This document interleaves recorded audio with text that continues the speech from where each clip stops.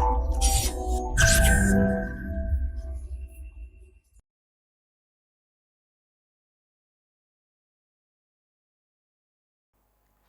everyone, this is Prem Sodani coming up with the next round of our editorial decoded session, and in this session today we are going to discuss about the gaps in the plastic management that जिसके ऊपर हमारा plan आया है कि plastic management के ऊपर extended producers जो responsibility है उनके ऊपर अभी गवर्नमेंट ने नॉर्म्स लाए हैं, रेगुलेशंस लाए हैं। सो क्या वो रेगुलेशंस हैं, कहाँ पे उन रेगुलेशंस में कमी है, क्या और हम बेटर कर सकते थे specially in this plastic management में, प्लास्टिक वेस्ट मैनेजमेंट में, वो सब हम यहाँ पे बात करेंगे। सबसे पहले अगर मैं आपको बताऊं, this was the editorial which appeared in the Hindu, that is on the gaps in the plan to tackle the plastic waste. ठीक है, ये हम बात करेंगे। सबसे पहले अगर मैं आपको बता दूं, दैट इज कि जो प्लास्टिक होता है हमारे यहाँ पे, फॉर एग्जाम्पल कोई एफएमसीजी कंपनी है, कोई प्रोडक्ट बना रहे हैं फूड से related, for example this is ले चिप्स। तो अब उनका पहले काम होता था कि आपने चिप्स बनाई, पैकेज की एंड उसको डिस्ट्रीब्यूट किया, this was the only task of this company.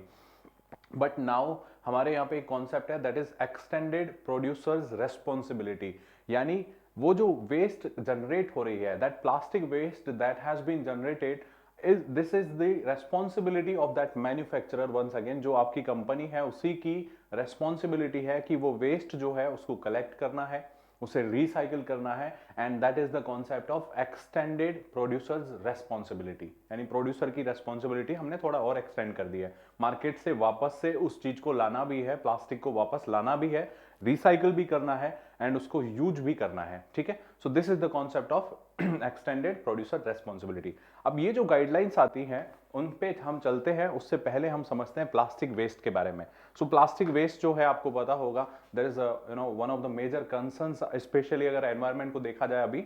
सो अगर हम बात करें ओवरऑल ग्लोबली, तो globally for example this is the budget, carbon budget जो हम अभी एमिट कर सकते हैं if we want to limit the temperature well beyond 2 degree centigrade and if it is possible then 1.5 degree centigrade. तो हमारे पास कुछ एमिशंस जो है वो बचा हुआ है कि इतना एमिशंस ये कंट्री कर सकती है, and this is for example 13 to 70% of this budget जो है ये प्लास्टिक वेस्ट को ही चला जाएगा। ठीक है, सो यानी इतना परसेंट जो हमारा कार्बन बजट है उसमें से प्लास्टिक वेस्ट को ही डंप करने में हमारा यूज में आ जाएगा। सो this is something which is बहुत ही बड़ा एक चैलेंज हो जाता है। अगर इंडिया के केस में आप बात करेंगे तो जो वेस्ट जनरेशन है दैट इज, अगर आप डेटा देखेंगे, that is 9.46 million turns, and इसमें से 40% अनकलेक्टेड रहता है। यानी आपने इतना जनरेट किया, उसमें से 40% तो कलेक्ट ही नहीं किया, रिसाइकिल करने की तो बात ही बहुत दूर चली गई। ठीक है, और जो कलेक्ट हुआ उसमें से कितना रिसाइकिल हुआ वो एक अलग एंगल है। According to CPCB, that is central pollution control board, तो वो अकॉर्डिंग टू देम 26,000 टन्स जो है डेली हम प्रोड्यूस करते हैं दिस प्लास्टिक, एंड 10,000 टन्स जो है वो कलेक्ट नहीं होता है, अनकलेक्टेड रह जाता है। It means that is something which is a very very serious problem for India, specially environment को देखते हुए ये बहुत बड़ी प्रॉब्लम है। अब इसमें भी अगर हम बात करें आगे, तो हम एक कॉन्सेप्ट के साथ आए कि ये प्लास्टिक जो है जनरेट हो रहा है with these from these manufacturers, तो कैसे उसको कम करें, टैकल कैसे करें। तो हमने वो कॉन्सेप्ट सीखा that is extended producers responsibility, कि प्रोड्यूसर्स जो है some responsibility should fall on their shoulders as well। ठीक है, and we came up with this idea in 2016 under plastic management rules। ठीक है, हमने ये आइडिया लाया। अब ये जो एक्सटेंडेड प्रोड्यूसर्स रेस्पॉन्सिबिलिटी है उन पे जस्ट अभी हमने रूल्स लाए हैं, and according to these rules majorly हम इनको 3 पार्ट में डिवाइड करते हैं।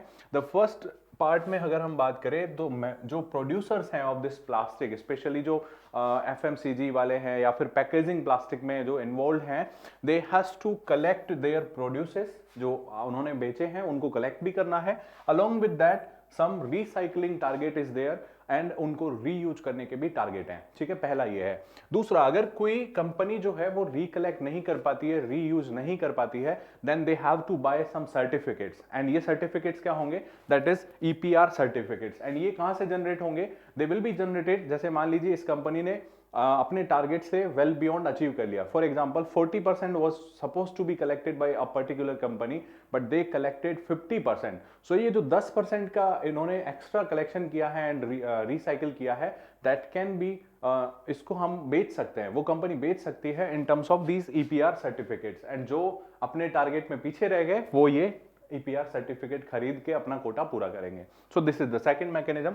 एंड थर्ड है कि multi layered and multi material जो प्लास्टिक होता है, जो जनरली आपका नॉन साइक्लेबल होता है या रिसाइकिल नहीं हो पाता, तो उसे कैसे एंड ऑफ लाइफ करेंगे, उसका डिस्पोजल कैसे होगा, दीज ईपीआर जो नोटिफिकेशन है that talks about these things also. ठीक है, तो प्रोड्यूसर्स के ऊपर रेस्पॉन्सिबिलिटीज हैं to collect and to reuse, उनके ऊपर ये रेस्पॉन्सिबिलिटी है कि जो नॉन रिसाइक्लेबल है उसको आपको एंड ऑफ यूज खत्म करना है, उसको डिस्पोज करना है, एंड कैसे प्रोड्यूसर्स जो हैं वो अपना टारगेट पूरा करेंगे with the help of EPR certificates.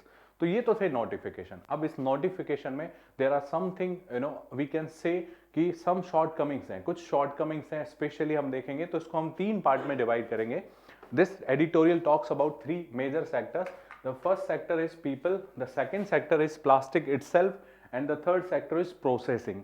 अब इन 3 कंपोनेंट में हम समझेंगे कि ईपीआर कैसे और बेटर हो सकता था, प्लास्टिक मैनेजमेंट कैसे और बेटर हो सकता था। The first component is people. Now अगर हम बात करें पीपल की, तो हमारी इकोनॉमी में अगर आपने देखा होगा कि जो प्लास्टिक जनरेट होता है उसमें बहुत सारे इनफॉर्मल सेक्टर में लोग काम करते हैं, and that has also been recognized by the हमारा स्वच्छ भारत मिशन की, चाहे वो वेस्ट बुक हो, उनमें भी इनको रिकॉग्नाइज किया गया है कि majority of the this plastic that is recyclable is being collected by these informal sector people. ठीक है, अब इसमें बहुत सारे लोग हैं, around 1.5 million to 4 million peoples जो हैं वो रैग पिकर्स के तौर पे काम करते हैं, and they form the base of this pyramid. That is, अगर आप पिरामिड की बात करें तो for example this is the pyramid, so this is the base and that is nothing but your rag pickers.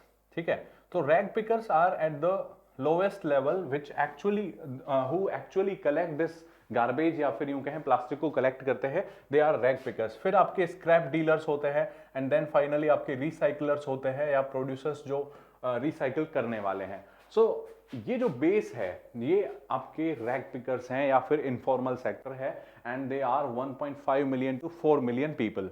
Now what are the problems with these informal sector employees? अगर आप देखेंगे उनके पास कोई सोशल सिक्योरिटी नहीं है, कोई pension scheme नहीं है उनके लिए, या फिर यूं कहें कि उनके पास कोई प्रोटेक्टिव गियर्स भी नहीं है। कैसे वो प्लास्टिक जो डेंजरस हो सकता है उसको हैंडल करते हैं without these hand gears, safety gears also. ठीक है, and the third problem is there is no provision of minimum wages for these employees. यहाँ पे कोई मिनिमम वेज नहीं है उनकी।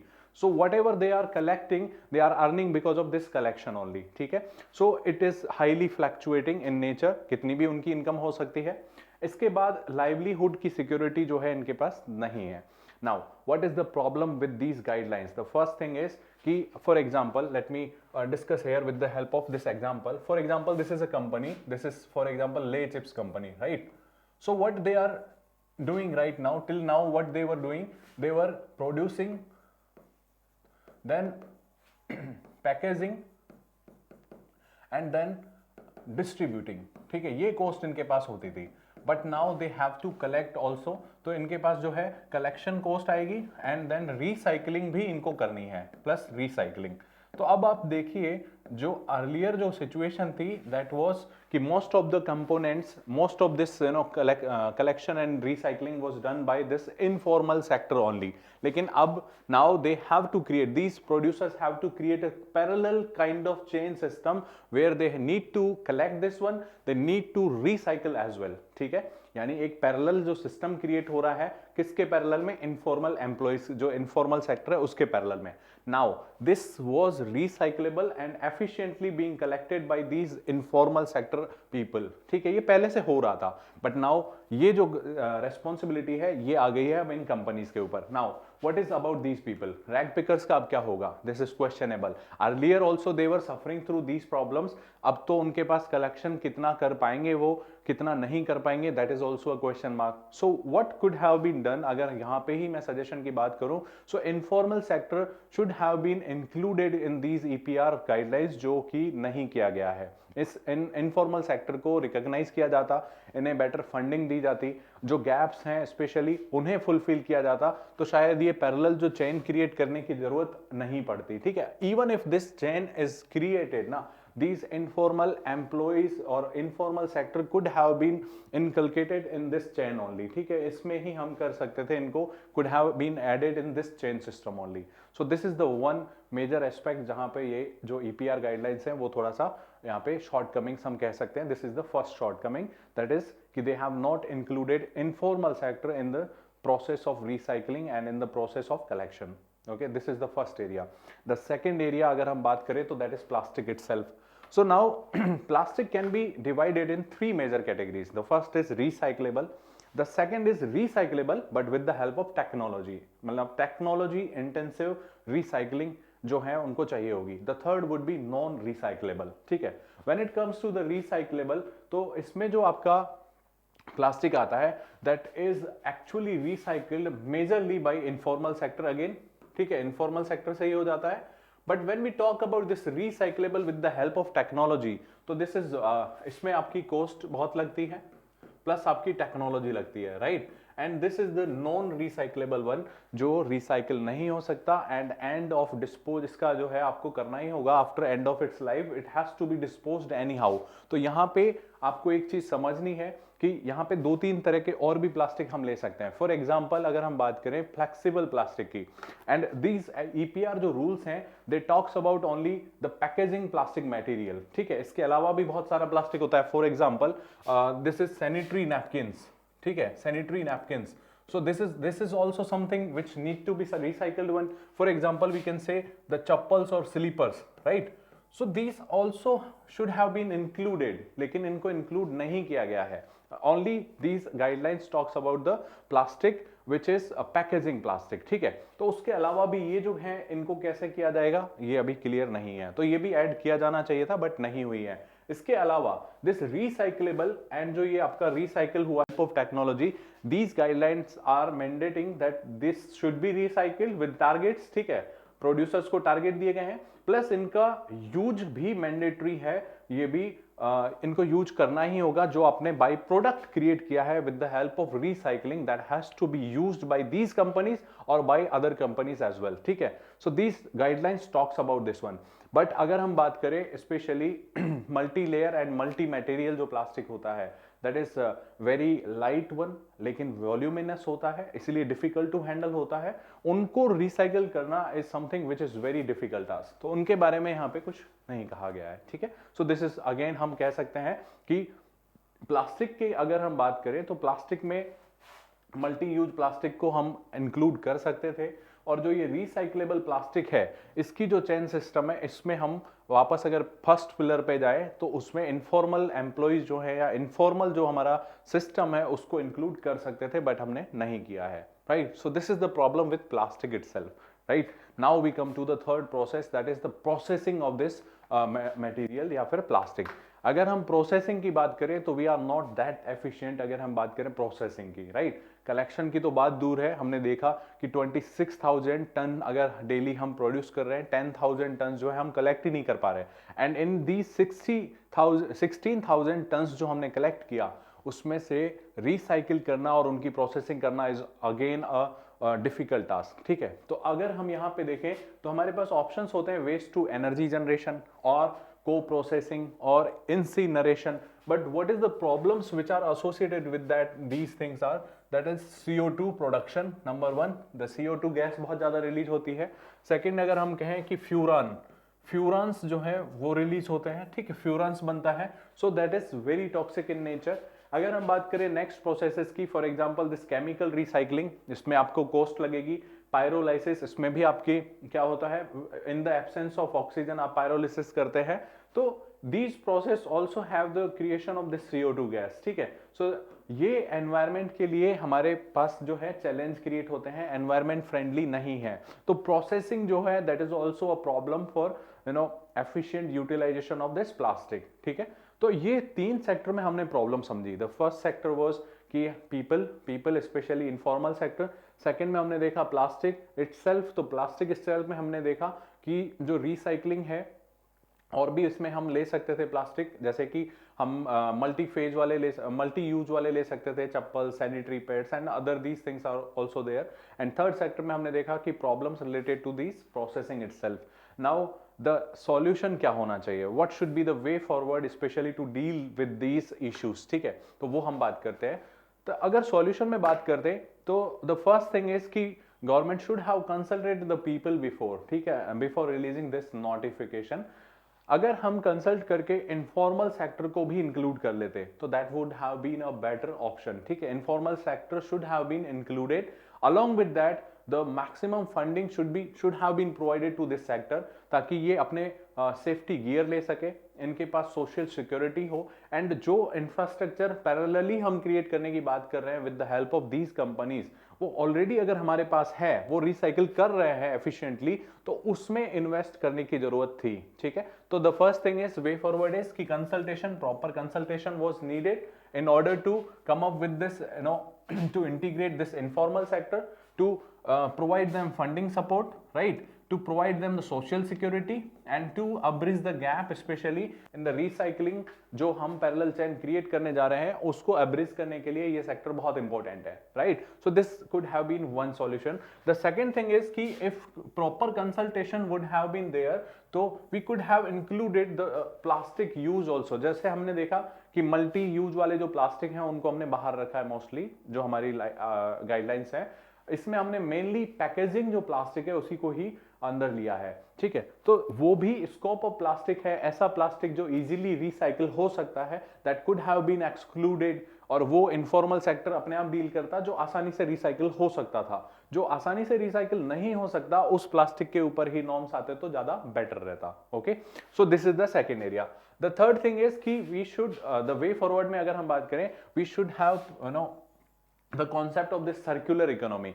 सर्कुलर इकोनॉमी में क्या होता है कि जैसे आपका for example this is the plastic, so इसका एक यूज यहाँ है, दूसरा यूज यहाँ है, एंड एक साइकिल में इसका यूज हो और सस्टेनेबल यूज हो, दैट इज सर्कुलर इकोनॉमी, ठीक है। आपका वापस वो प्रोडक्ट जो है चेन में घूम ही रहा है। तो सर्कुलर इकोनॉमी का कॉन्सेप्ट हमें प्लास्टिक वेस्ट मैनेजमेंट में भी यूज करना पड़ेगा। एंड इसके अलावा last but not the least अगर सॉल्यूशन की बात करें, द लास्ट सॉल्यूशन इज कि एंड ऑफ लाइफ जो प्रोसेसिंग करते हैं हम, जैसे कोई example, for example a product was there which was now supposed to be ended, मतलब उसकी लाइफ एंड हो गई है and supposed to be disposed। अब आपने डिस्पोज किया, what is the technology which you are using in its disposal, तो उसकी क्लोजली मॉनिटरिंग होनी चाहिए, because that technology should be environment friendly, ये तो होना ही चाहिए। And the second thing is कि how the end products are becoming और coming out of this technology, वो एंड प्रोडक्ट सस्टेनेबल है क्या उनको यूज किया जा सकता है क्या, या फिर वो एनवायरमेंट फ्रेंडली कितने हैं, इन दोनों ही एंगल पे आपको उस टेक्नोलॉजी को देखना होगा, राइट। यानी कि अगर कोई प्रोडक्ट जिसकी लाइफ एंड हो जाती है तो उसके आउटकम में उसका आप क्या बनाते हो, दिस इज इंपॉर्टेंट। एंड ये आउटकम जो है एनवायरमेंट फ्रेंडली है कि नहीं है, इन दोनों ही एंगल पे आपको उस टेक्नोलॉजी को देखना होगा। सो this is about this plastic management things in India, जो प्लान था हमारा, तो वो हमने डिस्कस किया इस एडिटोरियल का। आई होप इसमें से आपको काफी कुछ सीखने को मिला होगा। अगर ऐसा है तो इस वीडियो को शेयर एंड लाइक कीजिए, and if you have any doubt तो you can comment that down in the comment section. Thank you very much for watching this video. Current Affairs by Forum IAS is an all-in-one program that covers the dynamic aspect of the syllabus from both prelims and mains perspective. Last year, we have helped more than 100 students crack IAS with our current affairs classes.